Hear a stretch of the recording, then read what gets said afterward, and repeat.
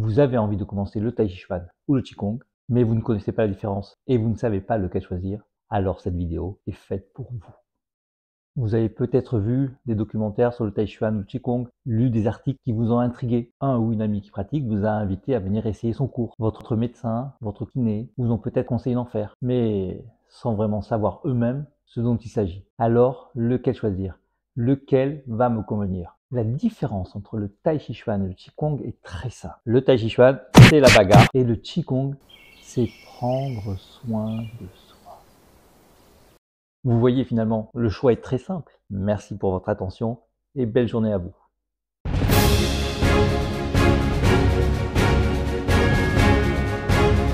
Non, je plaisante, c'est chinois. Donc c'est évidemment un tout petit peu plus compliqué que ça.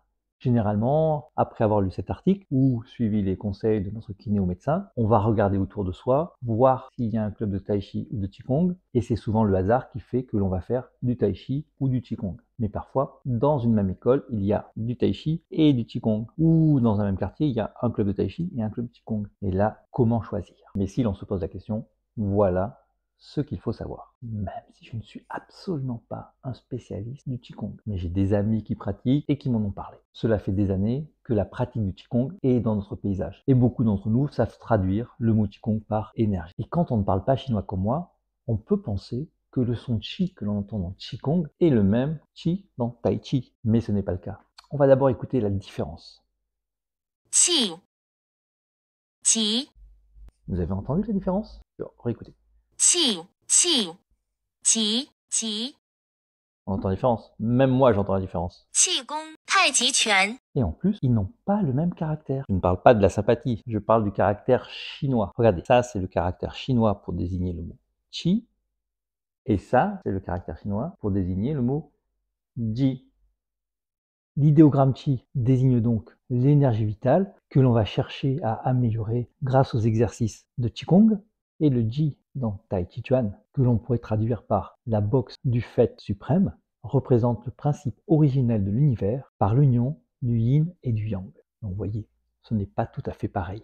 Et évidemment, on travaille aussi le Qi lorsqu'on pratique le Tai Chi Chuan. Le Qigong, donc, est une gymnastique de santé. On l'appelle parfois d'ailleurs le yoga chinois. On peut le traduire simplement par travail de l'énergie ou, un peu plus précisément, par se réaliser à travers le souffle. Le souffle tel qu'on peut l'entendre dans la religion. Le souffle qui anime chaque être. Cette énergie qui traverse les corps et leur donne vie. Le Qigong est une pratique très ancienne. Et avant cela, il y avait déjà des exercices corporels que l'on appelait les Daoyi. Les Chinois ont depuis très longtemps compris que les exercices corporels étaient très importants pour être en bonne santé.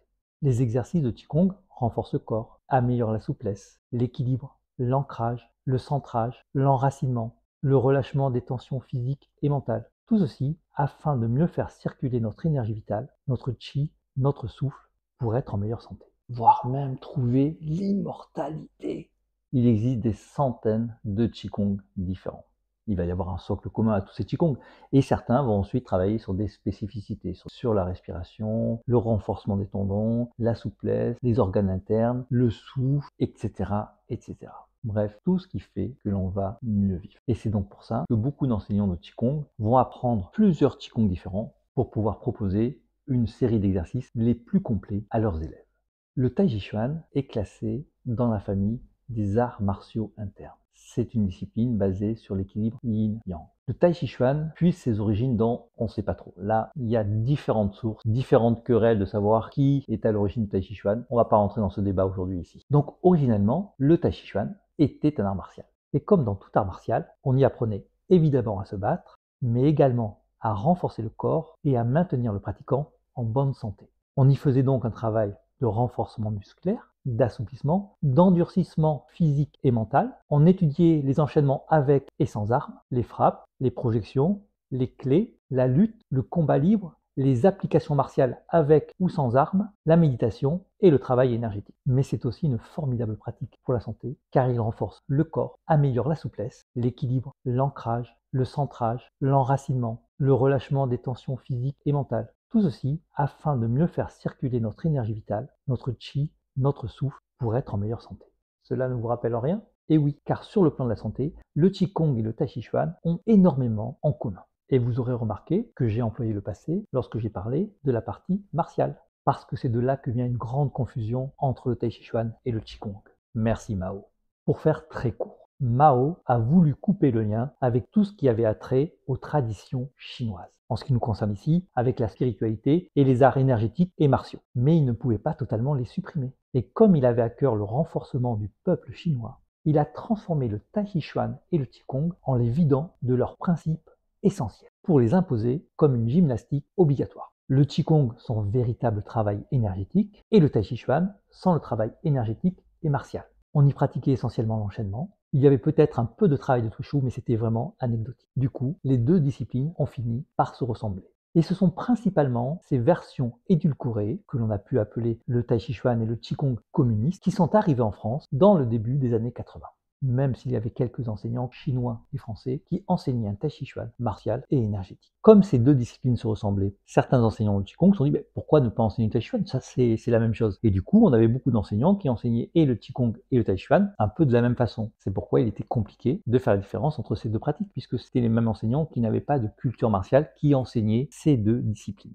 Ensuite, je pense que cela a changé au début des années 90 quand les pratiquants de Kung Fu se sont intéressés au Tai Chi Chuan. Là, ils ont voulu retrouver ce côté martial dans cette pratique et ils sont allés chercher en Chine et ailleurs, souvent à Taïwan, Hong Kong, aux États-Unis, un peu partout où les experts de Tai Chi qui avaient fui la révolution culturelle s'étaient installés et qui avaient su conserver ce côté martial. Donc petit à petit, on a vu renaître en France le côté martial dans le Tai Chi Chuan.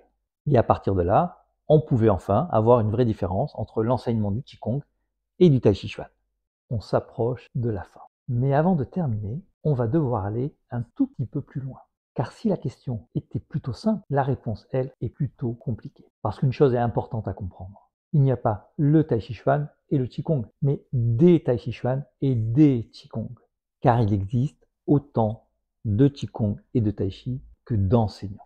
Dans un même style de Qigong, dans un même style de Tai Chi, vous pourrez avoir une expérience très différente d'un enseignant à l'autre. Car ils n'auront pas le même corps, ils n'auront pas le même esprit, ils vous offriront une expérience différente de la pratique. Certains enseignants vont mettre un côté martial très en avant, d'autres pas du tout. Certains cours seront assez rigides, d'autres beaucoup plus souples selon l'esprit de l'enseignant. Dans certaines écoles de Tai Chi, on va vraiment avoir un côté martial très prononcé. Certaines écoles vont plutôt mettre en avant la partie santé, en travaillant principalement sur la forme avec ou sans armes. D'autres écoles proposeront un travail de forme et de Tuishu. Et ce travail de Tuishu va pouvoir se décliner d'une école à l'autre d'une façon très différente, du plus rustique, du plus bourrin, au plus subtil où on ne va presque pas se toucher, avec un travail énergétique ou pas énergétique. De la même façon que dans certaines écoles de Qigong, ce travail sur l'énergie va être extrêmement différent. Même si dans la plus grande majorité des écoles de Qigong, on y fait des exercices de santé, il se peut que dans certaines écoles, on y apprend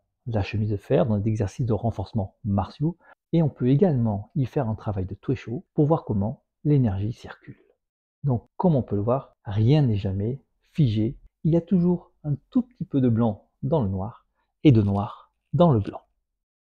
Pour conclure, mais en fait, il y a une solution toute simple. En Chine, on dit, on ne vient pas chercher un style, on vient trouver un enseignant. Lorsque l'on m'appelle en début de saison et que la personne me demande la différence entre le Tai Chi et le Qigong, comme j'ai la chance dans mon institut d'avoir un enseignant de Qigong, je dis à la personne, allez essayer le cours de Qigong, venez essayer le cours de Tai Chi et voyez ce qui vous convient le mieux. De la même façon, si à la fin de mon cours de Tai Chi, je vois que la personne n'est pas convaincue par ce qu'elle a vécu, je lui dis d'aller essayer un autre cours de Tai Chi. Elle aura une expérience différente. Donc, écoutez votre intuition. Laissez-vous guider par elle. Allez essayer et vous verrez. Mais surtout, le plus important dans votre pratique, c'est de trouver la joie. Vraiment, c'est cette pratique qui va vous mettre en joie, qui va vous donner envie d'aller pratiquer, qui va vous faire vibrer. J'espère que ces quelques débuts d'explication vous auront aidé à y voir plus clair. Et n'oubliez pas de vous abonner à ma chaîne et d'activer la notification pour être au courant de ma prochaine vidéo. Très belle journée à tous.